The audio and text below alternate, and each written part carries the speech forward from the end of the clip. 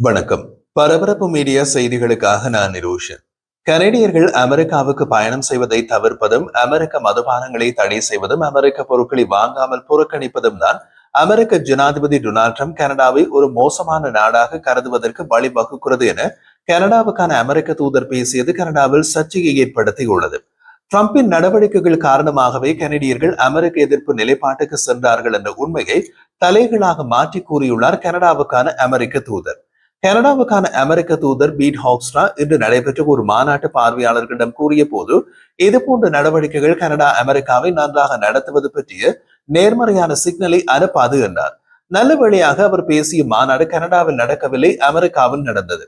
அதனால் பார்வையாளர்களும் அமெரிக்கர்கள் தான். வாஷிங்டனின் பெல்லுவில் நடைபெற்ற வருடாந்திர பசிபிக் வடமேற்கு பொருளாதார பிராந்திய அறக்கட்டளை உச்சி மாநாட்டில் கனடாவுக்கான அமெரிக்க தூதர் ஹாக்ஸ்ட்ரா பேசினார். கனடாவின் பிரிட்டிஷ் கொலம்பியா மாகாண முதல்வர் டேவிட் எவியின் அலுவலகத்தால் தூதரின் கருத்துக்களின் பதிவு கனடிய பத்திரிகைக்கு வழங்கப்பட்டது. அந்த மாநாட்டின் பார்வையாளர்களில் ஒருவரிடமிருந்து அந்த ஒலிப்பதிவை பெற்றதாக பிசி முதல்வரின் அலுவலகம் கூறியது. பிரிட்டிஷ் கொலம்பியா மாகாண பிரதமர் டேவிட் எவி அது பற்றி தமது கருத்தை தெரிவித்த போது அமெரிக்க தூதர் ஹாக்ஸ்ட்ராவின் கருத்துக்கள் ட்ரம்பை எதிர்த்து நிற்க கனடியர்கள் எடுக்கும் நடவடிக்கைகள் அமெரிக்காவில் தாக்கத்தை ஏற்படுத்துகின்றன என்பதை காட்டுகின்றது. கனடியர்கள் அமெரிக்க புறக்கணிப்பை தொடர நான் மக்களை ஊக்குவிக்கிறேன் என்று கூறினார். கனடாவுக்கான அமெரிக்க தூதரின் கருத்து கனடாவில் சர்ச்சையை ஏற்படுத்திவிடவே அதை சமாளிக்க அமெரிக்க தூதரகத்தின் செய்தி தொடர்பாளர் ஒருவர் வெளியிட்ட அறிக்கையில் கிட்டத்தட்ட 1 மணி நேரம் நீடித்த தூதரின் உரையின் போது இரு நாடுகளுக்கும் இடையிலான உறவின் எதிர்காலம் குறித்து ஹாக்ஸ்ட்ராவும் நம்பிக்கை தெரிவித்ததாக கூறினார். இந்த உறவை இன்று நம்மிடம் இருப்பதை விட மிகப்பெரிய அளவில் வலுப்படுத்த அதிக வாய்ப்பு இருக்கும் என்று ஹாக்ஸ்ட்ரா கூட்டத்தினரிடம் கூறியதாக அமெரிக்க தூதரகத்தின் செய்திக்கு தொடர்பாளர் கனடிய ஊடகங்களுக்கு அனுப்பிய மின்னஞ்சலில் கூறப்பட்டுள்ளது. அடுத்த ஆண்டு FIFA உலக கோப்பையின் ஒரு பகுதியாக கனடிய நகரம் வான்கூவர் மற்றும் அமெரிக்க நகரம் சியாட்டில் விளையாட்டுகளை நடத்த தயாராகி வருவதால் கனேடியர்களை மீண்டும் அமெரிக்காவுக்கு வர வைப்பதற்காக என்ன செய்ய முடியும் என்பது குறித்து மாநாட்டு நடுவரின் கேள்விக்கு பதில் கொடுக்கும் விதமாக அமெரிக்க தூதர் இந்த கருத்துக்களை தெரிவித்தார். அமெரிக்க தூதர் மேலும் கூறிய போது கனேடியர்கள் அமெரிக்காவுக்கு வராமல் இருப்பது அவர்களது இஷ்டம். எனக்கு அது பிடிக்கவில்லை. ஆனால் அவர்கள் அதை செய்ய விரும்பினால் அது பரவாயில்லை. அவர்கள் அமெரிக்க மதுபானத்தை தடை செய்ய விரும்புகிறார்கள், அது பரவாயில்லை என்று அவர் கூறினார். நான் விரும்பினால் அமெரிக்க தயாரிப்பு மதுவை எல்லையை தாண்டி கனடாவுக்குள் எடுத்துச் செல்ல முடியும் என்று ஹாக்ஸ்ட்ரா மேலும் கூறினார். நாங்கள் கனடாவில் இருந்தாலும் அமெரிக்க மாநிலம் மெக்சிகனுக்கு அடிக்கடி செல்கின்றோம். நான் கனடாவுக்கு திரும்பி செல்லும் போது கனடிய அதிகாரிகள் என் காரை சோதனை செய்ய மாட்டார்கள் என்று அவர் கூற கூட்டத்தினரிடமிருந்து சிரிப்பு எழுந்தது. ஹாக்ஸ்ட்ராவின் கருத்துக்களுக்கு பதில் கொடுக்கும் விதமாக கனடாவின் பிரிட்டிஷ் கொலம்பியா மாகாண முதல்வர் டேவிட் எபியின் அறிக்கை கனடியர்கள் தொடர்ந்து கனடிய தயாரிப்புகளை வாங்க வேண்டும் என்றும் தங்கள் விடுமுறைக்கு அமெரிக்கா செல்லாமல் கனேடிய நகரங்களுக்கு செல்ல வேண்டும் என்றும் கூறியது. கனேடியர்களின் வேலைகள், பொருளாதாரம் மற்றும் இறையாண்மை மீதான ட்ரம்பின் தாக்குதல்களை நாங்கள் பொறுத்துக் கொள்ள மாட்டோம். கனேடியர்களான நாங்கள் ஒன்றாக வலுவாக நிற்போம் என்று பிசி முதல்வர் தமது மின்னஞ்சல் அறிக்கையில் தெரிவித்தார். ட்ரம்ப் கனடாவில் இருந்து வரும் பொருட்களுக்கான அதிக விதிகளை விதித்த பின்னர் அரசாங்கத்தால் நடத்தப்படும் கடைகளில் இருந்து அமெரிக்க மதுபான விற்பனையை தடை செய்ய கனடிய மாகாணங்களில் பிரிட்டிஷ் கொலம்பியாவும் ஒன்று. ட்ரம்பின் நடவடிக்கைகள் பெரும்பாலான கனடியர்களை தங்கள் எல்லை தாண்டிய அமெரிக்க பயணங்களை ரத்து செய்ய தூண்டியுள்ளன. மார்ச் மாதத்தில் எல்லையின் தெற்கிலிருந்து காரில் வீடு திரும்பும் கனடியர்களின் எண்ணிக்கை கடந்த ஆண்டு இதே மாதத்துடன் ஒப்பிடும் போது கிட்டத்தட்ட 68% குறைந்துள்ளது. கனடிய அமெரிக்க பயணங்கள் தொடர்ந்து 3வது மாதமாக சரிவு மற்றும் மிகப்பெரிய சரிவு என்று கனடிய புள்ளி விவர லாகா தெரிவித்துள்ளது. இதற்கிடையில் அமெரிக்காவிலிருந்து விமானம் மூலம் கனடா திரும்பும் பயணங்கள் மாதத்திற்கு மாதம் சராசரியாக 13.5% குறைந்து கொண்டே போகிறது.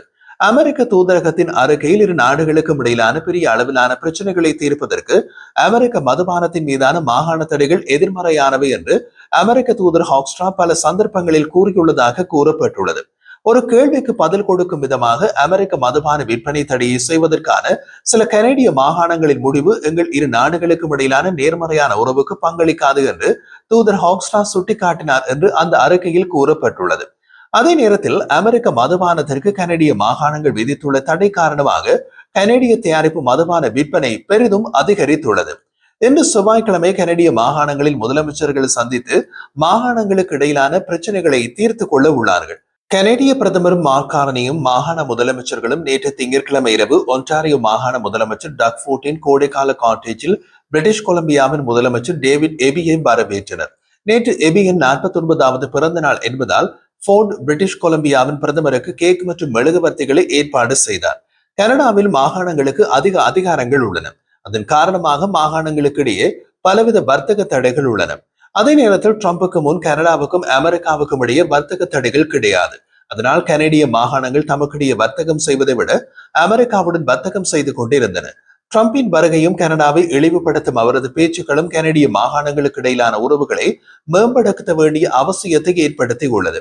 கனடிய மாகாணங்களுக்கு இடையேயான வர்த்தக தடைகளை நீக்க ஒன்டாரியோ மாகாணம் முன்னோடியாக 10 மாகாணங்கள் மற்றும் பிரதேசங்களுடன் ஒப்பந்தங்களில் கையெழுத்திட்டுள்ளது. மிக சமீபத்தில் பிரிட்டிஷ் கொலம்பியா, யூகோன், வடமேற்கு பிரதேசங்கள் மற்றும் நுனாபுற்றுன் ஒன்டாரியோ மாகாணம் வர்த்தக ஒப்பந்தங்களை செய்துள்ளது.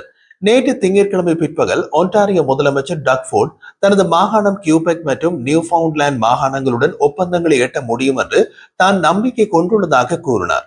அமெரிக்க ஜனாதிபதி டொனால்டு டிரம்பின் வர்த்தக போரினால் கனடாவின் பொருளாதாரத்திற்கு அச்சுறுத்தல் இருப்பதால் கனடாவுக்குள் ஒவ்வொரு மாகாணத்திற்கும் ஒரு பொருளாதாரம் இருக்கக்கூடாது. முழு கனடாவுக்குள்ளும் ஒரே பொருளாதாரம் இருக்க வேண்டும் என்று கனடிய பிரதமர் மார்கார்னி மாகாணங்களின் முதல்வர்களுக்கு கூறி வருகிறார். கனடாவுக்குள் மாகாணங்களுக்கு இடையே வர்த்தகத்திற்கான உள்தடைகள் நீக்கப்பட்டால் கனடிய பொருளாதாரத்திற்கு ஆண்டுக்கு கூடுதலாக $200 பில்லியன் கிடைக்கும் என்று கனடிய அதிகாரிகள் மதிப்பிடுகின்றனர். கனடா மீதான அமெரிக்க இறக்குமதி வரி விதிப்பு பிரச்சனைகளை தீர்க்க இருதரப்பு ஒப்பந்தம் இருந்தாலும் அமெரிக்க இறக்குமதி வரி விதிப்பு தொடரப்போகிறது என்று கனடிய பிரதமர் மார்கார்னி செவ்வாய்க்கிழமை கூறினார்.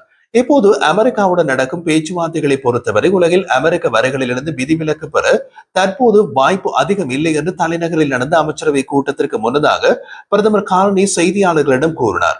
வட அமெரிக்க அண்டை நாடுகளுக்கு இடையே ஒரு புதிய பொருளாதார மற்றும் பாதுகாப்பு ஒப்பந்தம் குறித்து கார்னி ஜனாதிபதி டிரம்புடன் பேச்சுவார்த்தை நடத்தினார். அதில் கனடிய இறக்குமதிகள் மீதான அனைத்து வரிகளையும் நீக்குவதும் அடங்கும்.